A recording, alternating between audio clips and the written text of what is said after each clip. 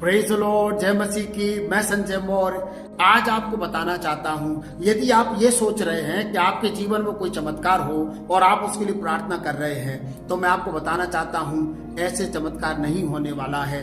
प्रार्थना के बगैर भी चमत्कार हो सकता है। मैं इस बात के स्पष्टीकरण के लिए आपका ध्यान प्रेरितों काम 3 अध्याय 6 और 7 आयत की तरफ केंद्रित करना चाहता हूं, जहां यूहन्ना पतरस दिन के तीसरे पहर परमेश्वर के मंदिर में जाते हैं और वहां एक लंगड़ा भिखारी उनसे भीख मांगता है। तब पतरस उसकी ओर देखकर कहता है कि मेरे पास सोना और चांदी तो नहीं है, परंतु जो कुछ मेरे पास है वो मैं तुझे देता हूँ। यीशु नासरी के नाम से खड़ा हो जा। और तब वो उनका दाहिना हाथ पकड़ के खड़ा हो जाता है, उसके टखनों उसके पैरों में बल आ जाता है और वो ईश्वर की इबादत करते हुए उन दोनों सेवकों के साथ परमेश्वर भवन में जाता है।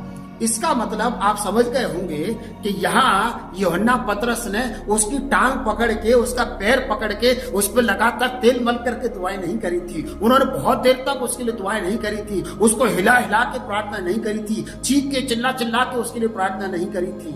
उन्होंने सिर्फ आज्ञा दी थी कि मैं यीशु नासरी के नाम से तुझसे कह रहा हूँ, खड़ा हो जा। और वो खड़ा हो गया प्रभु यीशु मसीह के नाम से। मेरे प्रियो, यहाँ कोई प्रार्थना नहीं करी गई थी, फिर भी इतना बड़ा चमत्कार क्यों हो गया? क्योंकि प्रार्थना में चमत्कार तब नहीं होता है जब आप सिर्फ चमत्कार के लिए प्रार्थना करते हैं। चमत्कार तब होता है जब आप परमेश्वर से व्यक्तिगत प्रार्थना में रहते हैं, जब आपका जीवन व्यक्तिगत प्रार्थना में परमेश्वर के साथ जुटा होता है, जब आप परमेश्वर के साथ व्यक्तिगत संबंध रखते हैं, तब आप घर के बाहर प्रार्थना करने जाते हैं लोगों के लिए, तब चमत्कार होते हैं। और हो सकता है तब आपको प्रार्थना भी ना करनी पड़े। यदि आपका रिलेशन परमेश्वर के साथ गहरा है, आप रात रात भर दुआएं करते हैं, आप लगातार दुआएं करते हैं, आप अपने उस घर की भीतरी कोठरी में लगातार ईश्वर से प्रार्थना करते हैं, तो आपको बाहर जाकर प्रार्थना करने की आवश्यकता नहीं पड़ेगी प्रभु यीशु मसीह के नाम से। वहां सिर्फ आपको ऑर्डर पास करना है, वहां पर आपको सिर्फ आज्ञा देनी है। किसी भी बीमारी को, किसी भी बदरू दुष्ट आत्मा को सिर्फ डांटना है, सिर्फ फटकारना है, सिर्फ आज्ञा देना है, चमत्कार हो जाएगा प्रभु यीशु मसीह के नाम से। इसका मतलब परमेश्वर मेरी और आपकी भक्ति को जानता है, मेरे और आपकी भक्ति के जीवन को जानता है। जब मेरा और आपका भक्ति का जीवन स्ट्रांग होता है, तब मुझे और आपको लंबी लंबी दुआएं करने की जरूरत नहीं है किसी चमत्कार के लिए। तब सिर्फ कहना है और हो जाएगा प्रभु यीशु मसीह के नाम से। आपने देखा होगा प्रभु यीशु मसीह के जीवन में, प्रभु यीशु मसीह ने जितने चमत्कार किए, वहां लंबी लंबी उन्होंने कोई दुआएं नहीं करी थी। यीशु मसीह ने सिर्फ आज्ञा दी और हो गया। यीशु मसीह के चेलों ने भी दुष्ट आत्माओं को निकाला तो लिखा है कि सिर्फ आज्ञा दी, कोई दुआएं नहीं करी थी। जब यीशु मसीह ने 70 चेलों को 2-2 करके भेजा था और वे जब लौटे आनंद करते हुए, तो उन्होंने यीशु मसीह को यही कहा था कि हे प्रभु, तेरे नाम से तो दुष्ट आत्माएं भी हमारे वश में हैं। उन्होंने दुष्ट आत्माओं को आज्ञा दिया था, यीशु के नाम से चमत्कार हुए थे। इसका मतलब यदि आप यीशु के साथ रहते हैं, जैसे चेले प्रभु यीशु मसीह के साथ रहते थे, व्यक्तिगत उनका जीवन यीशु मसीह के साथ जुड़ा हुआ था, यदि आपका जीवन भी प्रभु से जुड़ा हुआ है, तब आपको लंबी दुआएं चमत्कार के लिए करने की जरूरत नहीं पड़ेगी। आपको अपने व्यक्तिगत जीवन के लिए लंबी दुआएं करना है, परमेश्वर के चरणों में बैठना है। लेकिन आप चाहते हैं कोई बीमार ठीक हो जाए आपकी दुआ से, आप चाहते हैं कि दुष्ट आत्मा आपके डांटने से निकल जाए, तो आपको व्यक्तिगत प्रार्थनाओं में ज्यादा जाने की जरूरत है।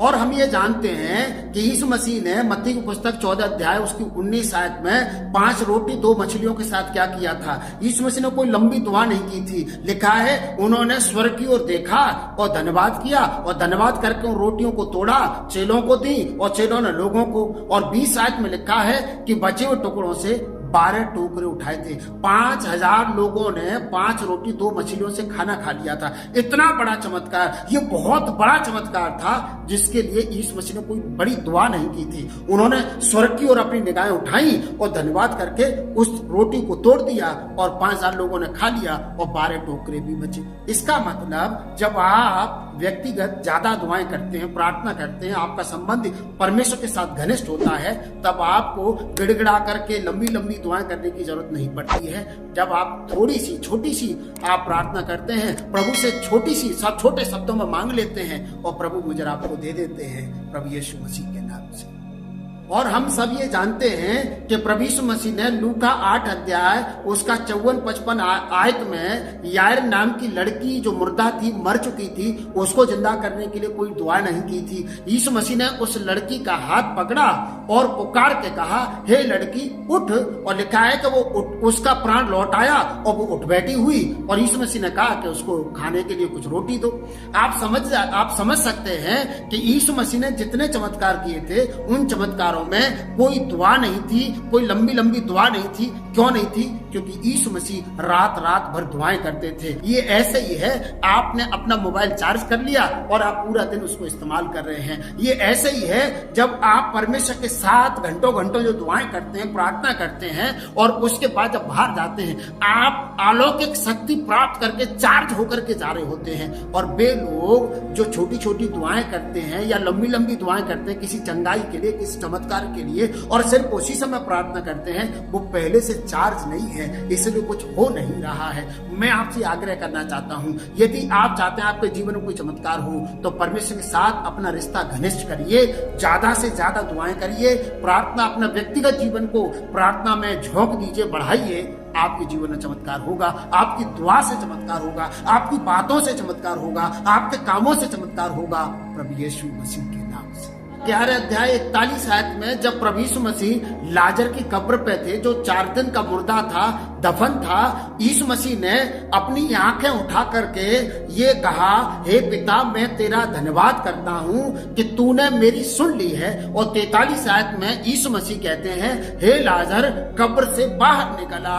और वो 4 दिन का मुर्दा यीशु मसीह की इस आवाज के द्वारा, यीशु मसीह के इस आज्ञा के द्वारा जिंदा होकर के बाहर आ जाता है। यहाँ भी यीशु मसीह ने कोई दुआ नहीं की थी, वरन ये कहा था, पिता, मैं तेरा धन्यवाद देता हूँ कि तूने मेरी सुन ली है। उसने प्रार्थना तो वहां किया ही नहीं था, तो सुन कैसे ली है? मैं आपको बताना चाहता हूँ, आपके विचारों को, आपकी सोच को प्रभु जानते हैं। आप अपने मन में भी दुआ कर सकते हैं। जब आप रोड पर होते हैं, जब आप भीड़ भाड़ में होते हैं, तब जरूरी नहीं है कि वहां आंख बंद करके आप दुआएं करें। आप चलते फिरते भी दुआ कर सकते हैं, आप अपने मन में भी प्रार्थना कर सकते हैं। और यहाँ प्रभु यीशु मसीह कह रहे हैं, हे पिता, मैं तेरा धन्यवाद देता हूँ कि तूने मेरी सुन ली है, जबकि प्रार्थना की नहीं है।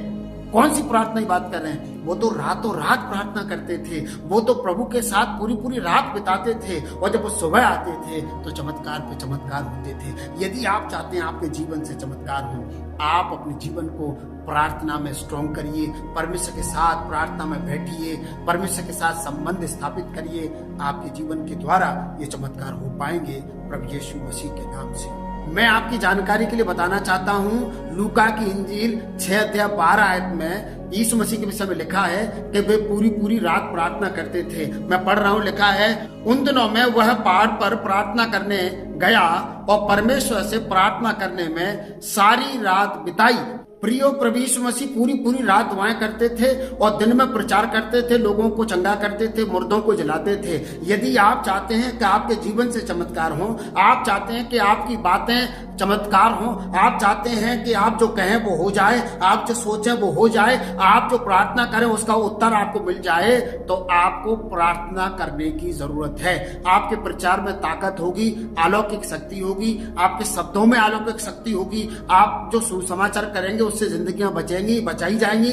बस आपको करना क्या है? जो प्रभु यीशु मसीह करते थे, आपको परमेश्वर के साथ ज्यादा से ज्यादा संबंध बनाना है, लगातार प्रार्थना करना है, चमत्कार होगा प्रभु यीशु मसीह के नाम से। मेरे प्रियो, यदि आप ये सोच रहे हैं कि लंबी लंबी दुआएं करने से चमत्कार होगा, लंबी लंबी दुआएं करने से परमेश्वर सुनेंगे, तो मैं आपकी जानकारी के लिए पढ़ना चाहता हूँ मत्ती की पुस्तक 6 अध्याय 7 और 8 आयत। वहां लिखा है, प्रार्थना करते समय अन्य जातियों के समान बकबक ना करो, क्योंकि वे समझते हैं कि उनके बहुत बोलने से उनकी सुनी जाएगी। और 8 आयत में लिखा है कि तुम्हारा स्वर्गीय पिता जानता है कि तुम्हारी क्या आवश्यकता है। जब स्वर्गीय पिता ये जानते हैं कि हमें क्या चाहिए, हमारी क्या जरूरत है, तो लंबी दुआ करने की जरूरत नहीं है। बस आपको व्यक्तिगत प्रार्थना करने की जरूरत है, आपको व्यक्तिगत परमेश्वर के साथ समय बिताने की जरूरत है। आपको प्रार्थना लंबी करने की जरूरत नहीं है। आप परमेश्वर के साथ गुफ्तगू करिए, चर्चा करिए, बैठिए, बात करिए और जब जरूरत पड़े तब लोगों के लिए दुआएं करिए, प्रार्थना करिए, चमत्कार हो जाएगा प्रभु यीशु मसीह के नाम से। परंतु मैं आपको बताना चाहता हूं, सब कुछ सही होने के लिए आपको व्यक्तिगत परमेश्वर के साथ प्रेम संबंध बनाना है, उसके साथ बैठना है, उसके साथ गुफ्तगू करना है, प्रार्थना करना है और आपके जीवन में चमत्कार होगा। मेरी दुआ है कि आपकी हर एक दुआ का उत्तर प्रभु दे यीशु मसीह के नाम से। तो यदि आपको संदेश पसंद आया हो तो लाइक करना मत भूलिए और हमारे चैनल को सब्सक्राइब कीजिए। ईश्वर आपको बहुत आशीष दे। God bless you.